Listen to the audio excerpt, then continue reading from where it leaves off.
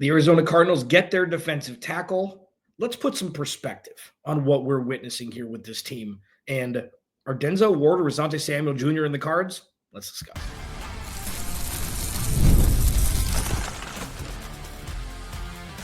You are Locked On Cardinals, your daily Arizona Cardinals podcast. Part of the Locked On Podcast Network, your team every day. Alex Clancy here. Follow me on Twitter at Clancy's Corner. Follow the podcast at Locked On AZ Cards. Thank you for making Locked On Cardinals your first listen free wherever you get your podcast and on YouTube. Part of the Locked On Podcast Network, your team every day. No paywalls, nothing to pay for. You get this for free wherever you ingest content. Whether you want to see my big dumb face spew some things on YouTube, you can do that. If you just want to hear whatever spews out of my mouth just from an auditory sense, wherever you get your podcast. So technically entering my 9th season hosting this show, been in sports media in Phoenix since 2011. I can't remember a time where I've been more excited because there's an end game, whether it's positive or negative. We're going to find out one way or the other what this team is, who the quarterback's going to be, and if what Monti Osaford has built over the last handful of off seasons is working and is fluid and is deep enough to withstand any sort of, injury or unforeseen events. It's going to be fascinating. It's going to be a fascinating case study in potential rags to riches situation. And I'm here for it. So we were talking 2 days ago. Well, the Cardinals still have a whole bunch of needs. The Cardinals still have they have glaring holes here and there. Those things are starting to dwindle. They're starting to dwindle. What I discussed before legal tampering, before actual free agency started, I said the Cardinals defense seems far off, but it's not. You got to add an integral piece in the pass rush position and an interior defensive line, and this defense is immediately going to look a lot better. And it did. And it is. And that's where we are now. The Cardinals signed Dalvin Tomlinson, who was a cap casualty from Cleveland after they paid Myles Garrett all of King Midas's gold. They paid Denzel Ward a whole bunch of money, who we'll talk about in the third segment. And, Deshaun Watson is still making so much money there that they only have so much money under the cap to be able to pay players. And the Cardinals got lucky here. Not because they're like, they fell into it, but, it's kind of a Harvey Dent kind of thing. I think the only, I know that Dark Knight isn't Marvel, but only superhero, I don't do any of that except for Dark Knight and the Christopher Nolan trio of Batman movies. You make your own luck. When you do things the right way, sometimes balls bounce your way. It's like, that's interesting. That works out nicely. Javon Hargrave gone. Grady Jarrett gone. Jonathan Allen gone. Cool. Another 30-year-old former game wrecker starting with Minnesota, bounced around in the last 2 seasons, been in Cleveland. You can get him for less than $10 million a year. Yeah. Saddle up, partner. I'm in. So what the Cardinals have done over the last 3 days, 96 hours or so, 72 to 96 for the math majors out there, they brought in their edge rusher 1. They brought in their defensive tackle 1. And what that does is, while neither of these guys are top 5 in their position in the NFL, it doesn't matter. Defense is a complementary sport. Defense is a complementary unit. And what the Cardinals have done, some through the draft, some through retaining talent, and some through just good scouting and oversights from other teams, they've built a very functional and very well-rounded defense. And now this iteration of it, even if the Cardinals don't add another piece for the next handful of months on defense, except for through the draft, they're ready to rock. They're ready to rock. It's like, this is going to be the next Legion of Boom, and this is going to be the best defense you ever seen. No, that's not what this is.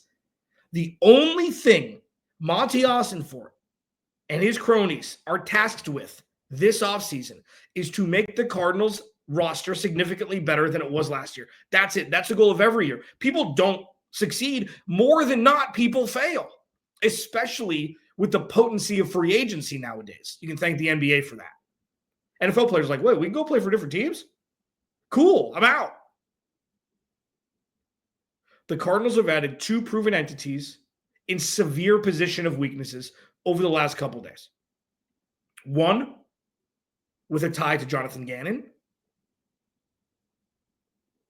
And, it's something that,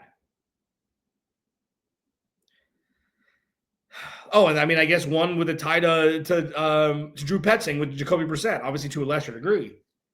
But I've asked around my NFC North or AFC North counterparts here with Locked On. And I asked the Steelers guy, Chris Carter.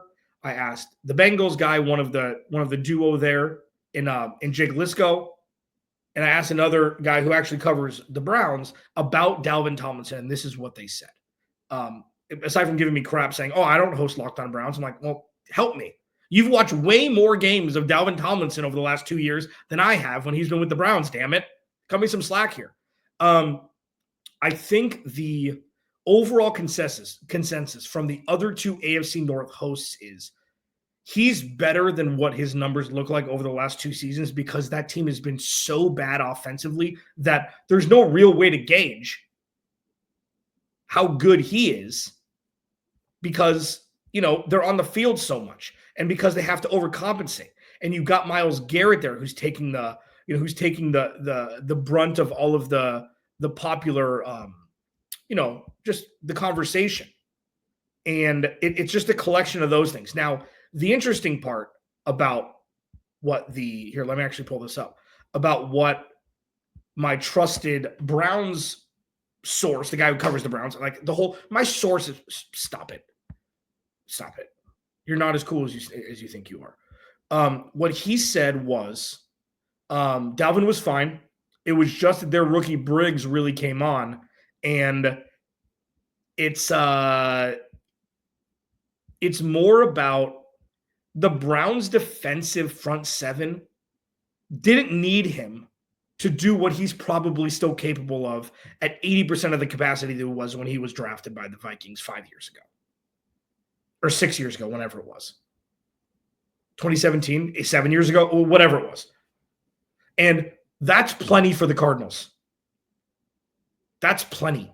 This is kind of, even though he's 4 years younger than when Rodney Hudson came over, it's kind of one of those things where it's like Dalvin Tomlinson is a respected interior defensive lineman around the NFL. And he's not 36. This isn't a Terrell Suggs contract. This isn't an Emmitt Smith contract. This is one where a guy still has a couple meaningful years left, if not more. And the Cardinals are getting him at an absolute bargain compared to what it would have been a couple years ago. That's it. This is a win. Is he going to be all-pro? Probably not. Do the Cardinals need him to be? Absolutely not. Are the Cardinals probably going to draft interior defensive line help within the first 5 rounds of the draft in a month? Yeah. Is he going to be a great mentor to Darius Robinson, who's probably set to play majority, if not all of his time inside with what the Cardinals have done off the edge? This is a good move. I'm getting crap now for being too positive. Where the hell is up? My North Star is like, what is going on here?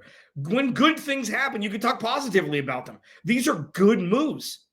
And with that, I felt like it was time to sandwich between the Dalvin Tomlinson signing and what could happen from the cornerback room, not including the draft, to give a little perspective on how things are being done now. And I think it's important to kind of give a little, hey, chill the hell out. Let's take a second to be existential about this and see how things are being done. I'll discuss that next. Locked On Cardinals, your team every day. This episode of Locked On Cardinals is brought to you by our friends over at Monarch Money, new sponsor. Ever check your bank account and wonder where'd all my money go? Between dining out, online shopping, and entertainment, it's easy to lose track, and that's where Monarch Money comes in, your personal CFO, giving you full visibility and control over your finances. Monarch Money isn't just a budgeting app. It's a complete financial command center. You can track all the accounts, all your investments, and spending all in one place, so you stop just managing your money and start building wealth. When I started using Monarch, I realized how much I was spending on food delivery. Now I budget smarter. I go to the grocery store. Take control of your finances with Monarch Money. Use code LOCKEDONNFL at monarchmoney.com for 50% off your first year. That's monarchmoney.com, code LOCKEDONNFL for half off your first year.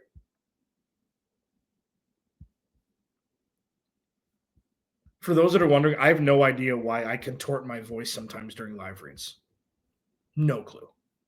No shot. I have absolutely no idea. But I guess that's part of the fun. Please go to the YouTube channel, search Locked On Arizona Cardinals, hit that subscribe button, man. Turn notifications on. Leave a review for me if you want. Leave a comment. You know how we do things. This is exciting. It's crazy how many more negative chirpers there are when things are going well.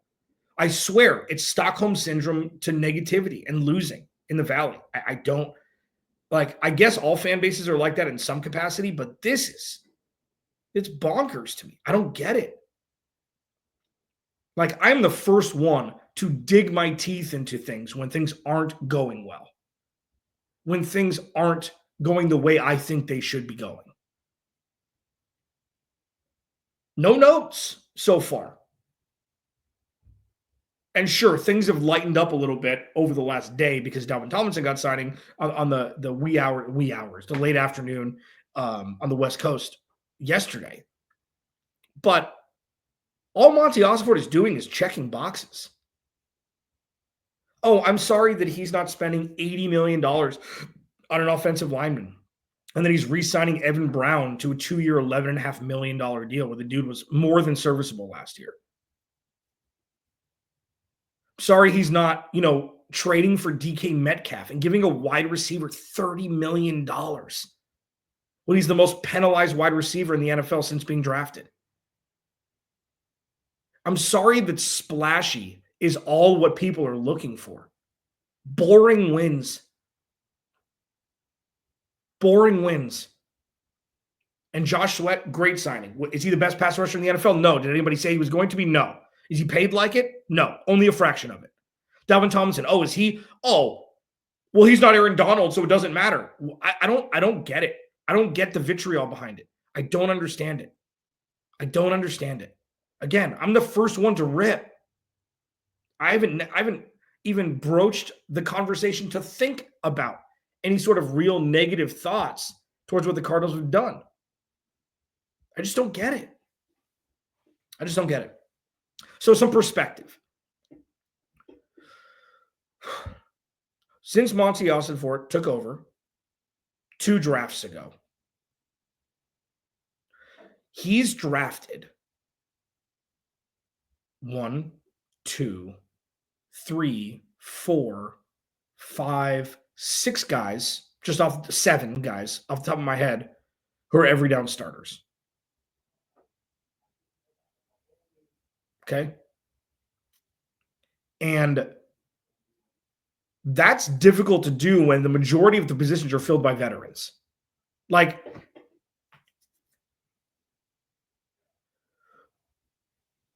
give me a draft pick that Monti Osaford has blown.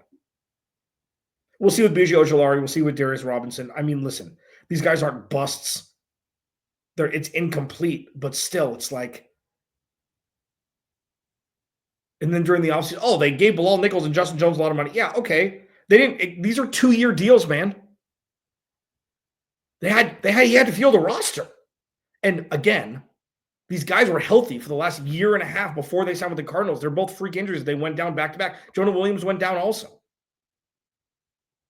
The collection of moves Monti Osaford has made since taking over at the end of the 2022 season has been as close to perfect weight in the sense that it's exactly what the Cardinals have needed to completely shatter the past foundation that was put together, like I used to say, I haven't said this in a long time, put together with Band-Aids and super glue, with just cracks everywhere. They completely rebuilt the entire foundation slowly but surely. Stacking up culture, stacking up veterans who can play key snaps, and then drafting rookies who are in a position to be able to succeed because they're not being drafted to save anything. They're not being drafted to save the world. That's one of my biggest pushbacks with Marvin Harrison Jr.'s numbers last year.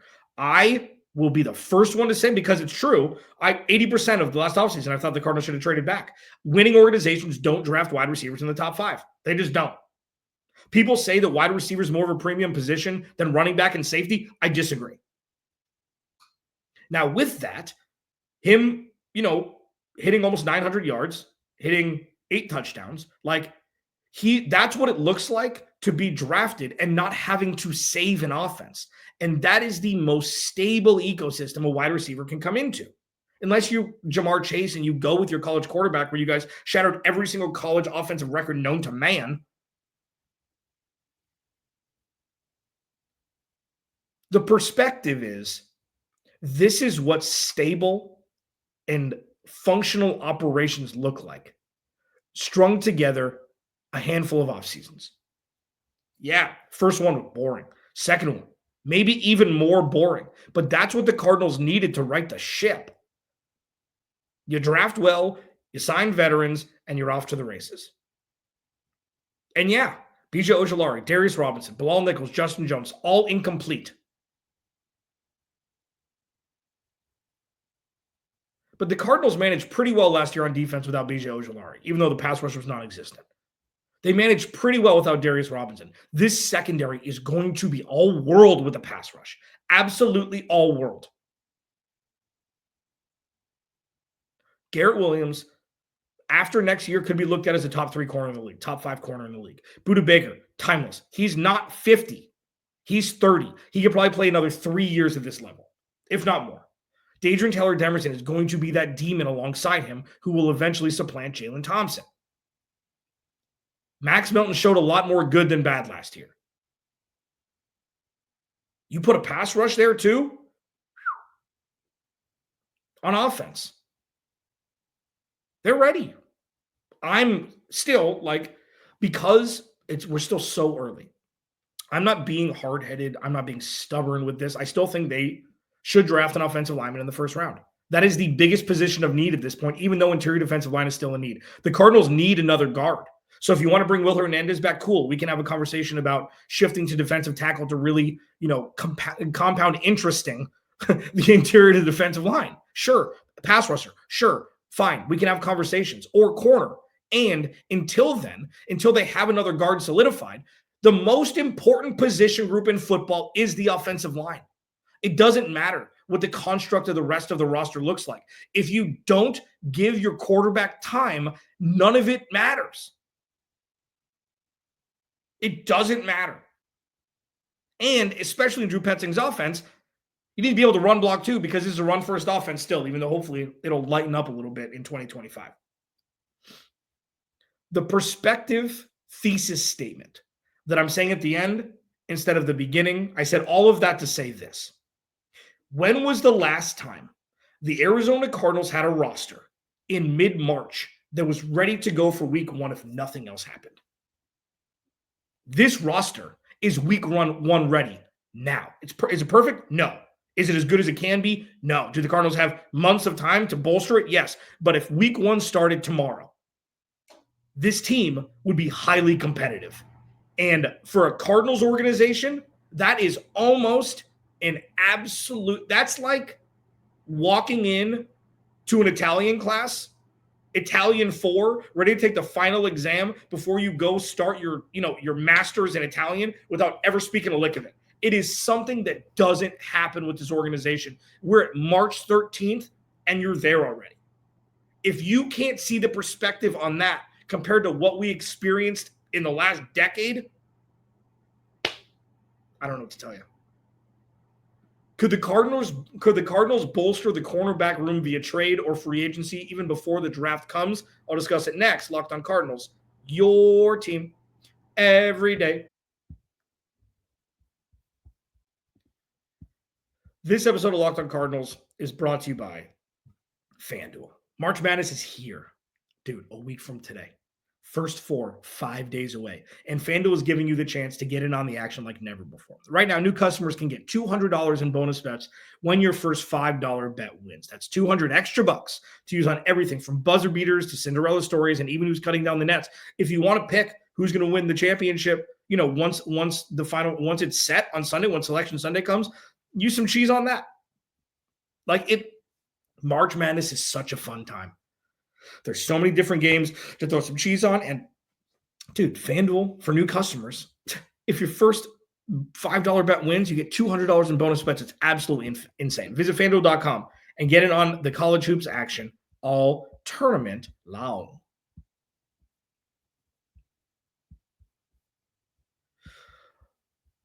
Locked On Cardinals, your team every day. Please go to the YouTube channel. Leave a like on the video if you don't mind. It really helps with the algorithm. Tell your friends. Trying to get to 4,000 subscribers before the start of the 2024-2025 season. Spread the word, baby. I treat you like an adult here. That should be my tagline. I treat you like an adult. There's going to be a lot of stuff this offseason too. As we head up to the draft, to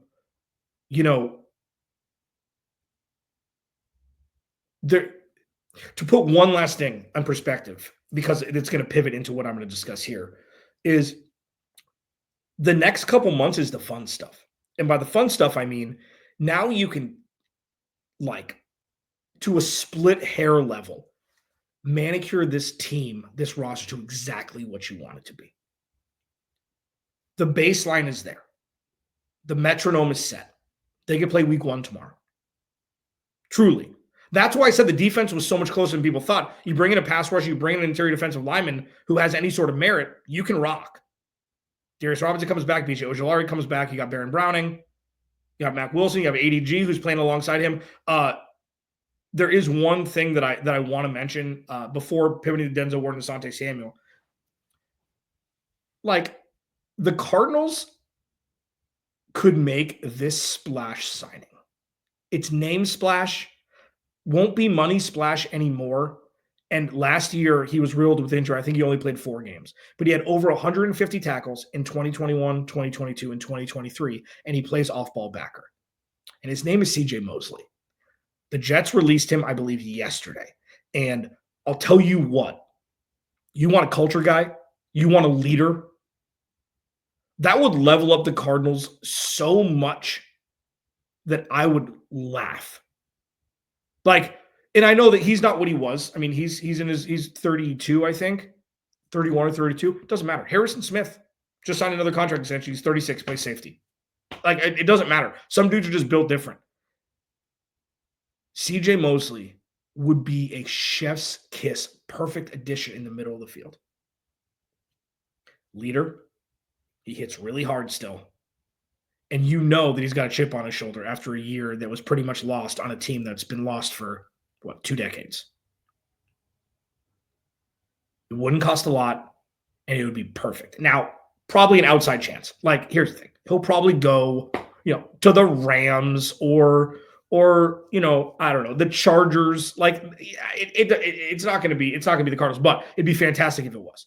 Now, there's 2 names. Denzel Ward, former 4th overall pick by the Cleveland Browns, got a 5-year, $100 million contract a couple years ago in 2022. He's owed $12.45 million in 2 days on the 15th, fully guarantees. The beauty of the contract as he currently sits, while there are 2 more years where the cap hits would be $30 million and $27 million in 2026 and 2027, there's an out after 2025. So the dude is a top 10 corner, can play outside. And if you really want to take that jump on defense, I would even offer a 2nd-round pick. You offer a 2nd-round pick, you draft defensive tackle at 16, and you have a top 7 defense. Even if you draft offensive linemen at 17 or at 16, or you trade back and recoup a 2nd-round pick or a high 3rd, listen, they've still got the money. I think they've got around $15 million to spend. I know that they have to extend Trey McBride still. They'll do that in July. You can backload that more so you can front load more cash now. The salary cap can be manipulated as much as anybody wants it to be. It's called void years. The New Orleans Saints have been in void year hell for years. So you can do that if you really want to splash now. And if he's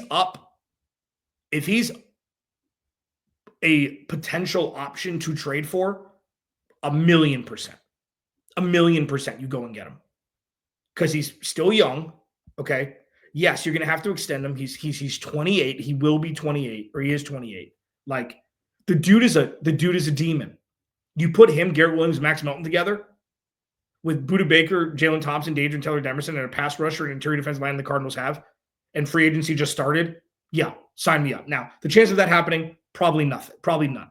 I did ask the guy who covers the Browns, just like with Dalvin Tomlinson, what is the Denzel Ward, murmurs, are they legitimate? He said probably not. Like, Greg Newsome would probably be a target that could be moved before Denzel Ward.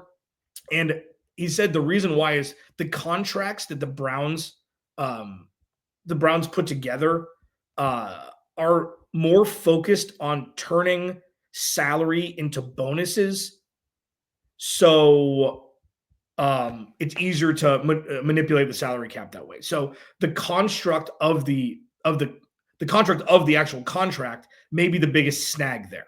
Now, another name, Asante Samuel Jr., former second-round pick. He was a darling. Everybody wanted the Cardinals to take him a couple of years ago.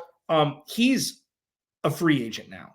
And I asked David Drogemeyer, the Locked On Chargers guy, about him, and he said something really interesting. And we know enough about Jonathan Gannon and Nick Rowlis by way of Monti Osaford that they like DBs who can tackle. This is no longer the Patrick Peterson, let's hope that nobody throws to me. I can, quote-unquote, lock down half the field, and I don't like to tackle people. Long gone are those days. Garrett Williams likes to hit people. Max Melton likes to hit people. Budda Baker, we know. Jalen Thompson, we know. Daedrin Taylor-Demerson, we know. They like to hit people. Asante Samuel Jr., what David Drogemeyer told me, because he's watched this guy the last handful of years, he is a great cover corner, but he doesn't tackle very well. So that's maybe the one snag there, where he's not a dude, the Jonathan Gannon, they want guys who can hit people, who can tackle. And the Cardinals' open field tackling, for the most part, since Jonathan Gannon came here, aside from a real weird pocket, I think in 2023, where they just forgot how to tackle for a couple games, has been good. Open field tackling has been good. This hasn't been a team who's, had guys behind the line of scrimmage and then they broke a 50-yard touchdown run. It's been good. So I don't think that that's necessarily a culture, a culture fit, scheme fit. But you get him in on a Monti Osaford special, 2-year, $20 million, $8 million guaranteed, 2 years, $16 million, $7 or $8 million guaranteed as a prove-it deal. Do it in a heartbeat. Because in essence, while he wouldn't be a rookie that the Cardinals drafted and you get control for 5 years in the first round, things like that, it's close enough to where if you sign a dude like that, then you can go another option in the first round and either double down in the second round or flip it and take DT in the first round, offensive line in the second round, and flipped. And then your roster is starting to look really, really deep on the defensive side of the ball. It'll be fascinating to see. Again, still very early. My disclaimer at the end of this is, as I'm recording this, nothing has happened today. Okay. So if something happens after this, I didn't forget. I didn't choose to omit. It's a dance to kind of know when to record these things. But yeah, got to feel really good with where the Cardinals are at right now. 96 hours in a free agency. And we'll see if they, continue to move the needle forward, or if they're, going to stand pat, make a couple little, tidying up, bring in some re-sign some players. We'll see what happens with Kazir White. We'll see what happens. All in all, the takeaway from today is, if week 1 was tomorrow, the Cardinals will be ready to compete. And that has got to be some sort of record timing-wise. Locked On Cardinals, your team every day. Remember, without you, there is no me. I'll talk to you tomorrow.